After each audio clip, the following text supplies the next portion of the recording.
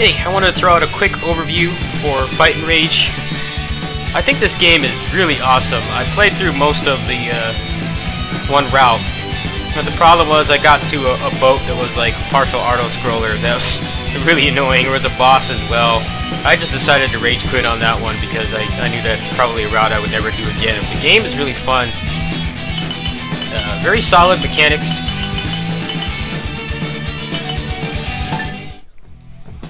So before I get into the game, I should show how much stuff there is to unlock.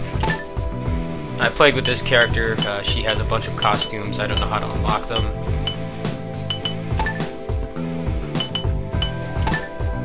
So all three characters have costumes.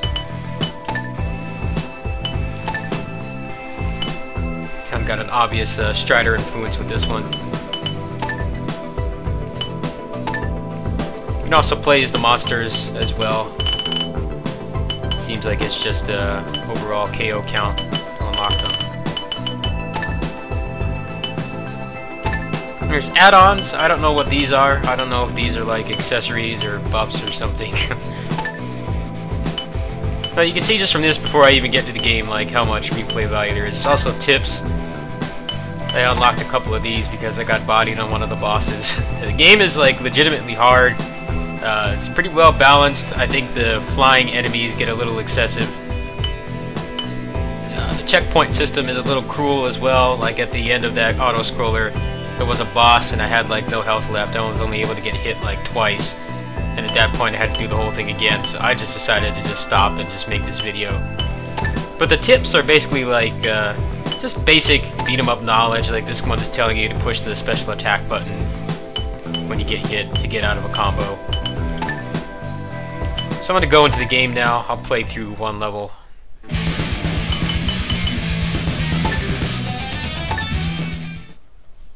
So I'll go ahead and I'll let this play out.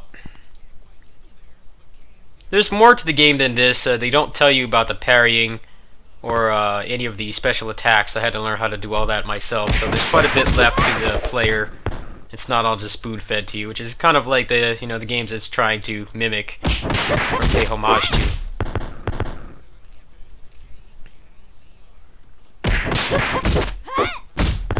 So pretty standard stuff. If you push up or down during a combo, you'll throw them in the opposite direction.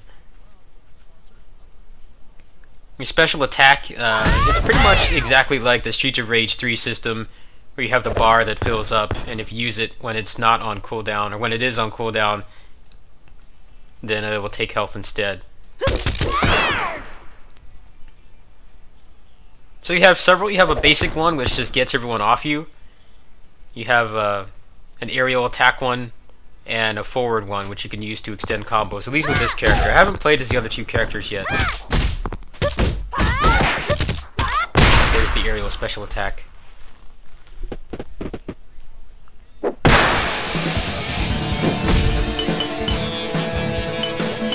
I haven't played as these other two dudes yet, so I'm just going to play as this one.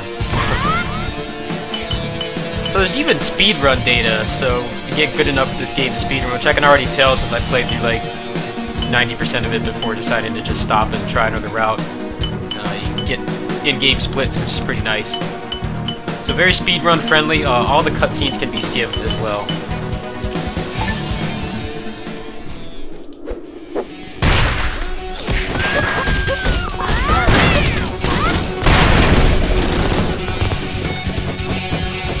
You have all your moves from the start in this. It's not like most modern beat-em-ups where there's a progression system. The progression system is the unlocks.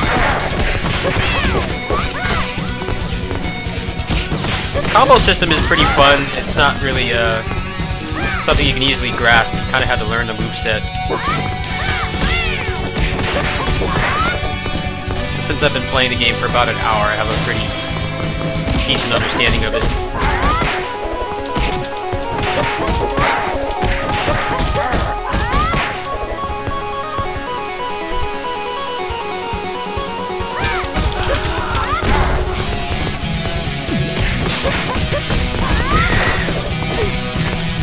Now the parrying is done very much like Third Strike.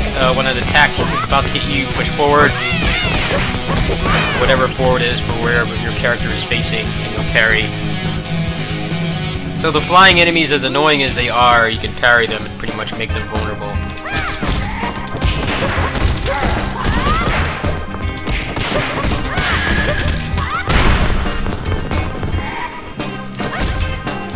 So the power item gives you unlimited special attacks for a while.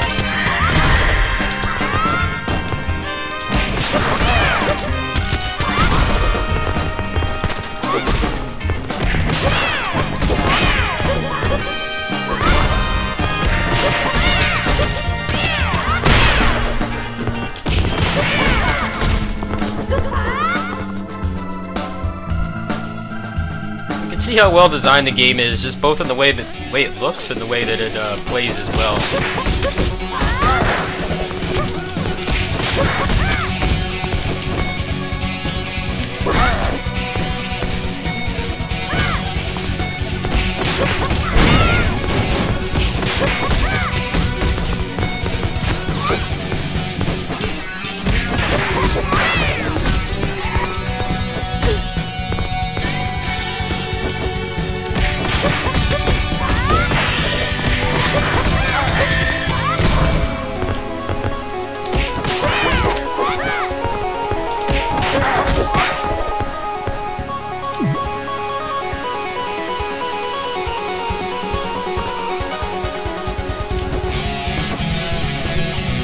See if I can get a combo off here. Ah, I missed.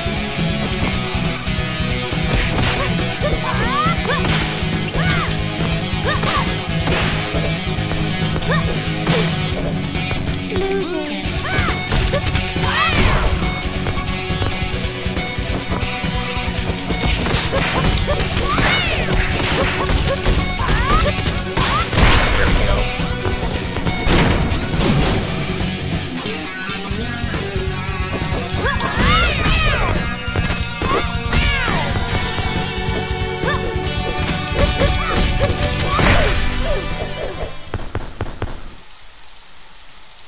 So that combo was the basic attack string, forward special attack, delay for a second, go into another square string,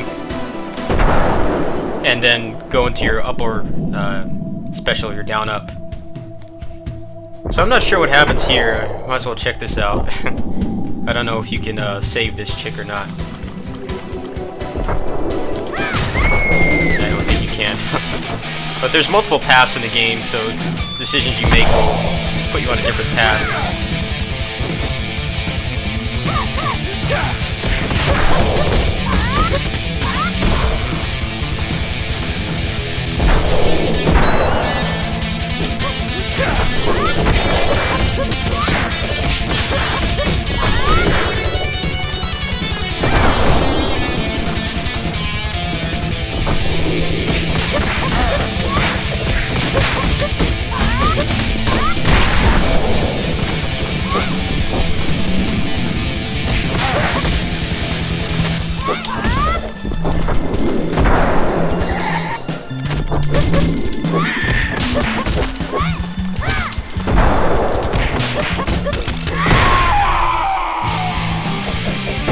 Playing pretty sloppy because I only have like an hour of experience with the game, and I'm also commentating, but that's the first level. That's a pretty good little slice of the gameplay, all the mechanics. So the characters have a lot to them. You don't have to grind for any moves in this. It's mostly just learning your combos, how to use the moves. So your score functions very much like an actual arcade beat-em-up, where you only get to keep it for 1 credit. If you lose, then it converts your score into coins. You can use that for the unlockables. At that point, you'll get a 1 or a 2 at the end of your score. So you can't really credit feed in this game either. The game has checkpoints very much like a modern game. So say you credit feed on a boss and there's no checkpoint, then you go back to the area before that. So it's pretty difficult. It doesn't really handhold at all. I feel like maybe there could be a couple extra checkpoints or something in some areas, but the game is very solid. When you lose, it feels like it's your fault. You don't really have any kind of way to grind anything out.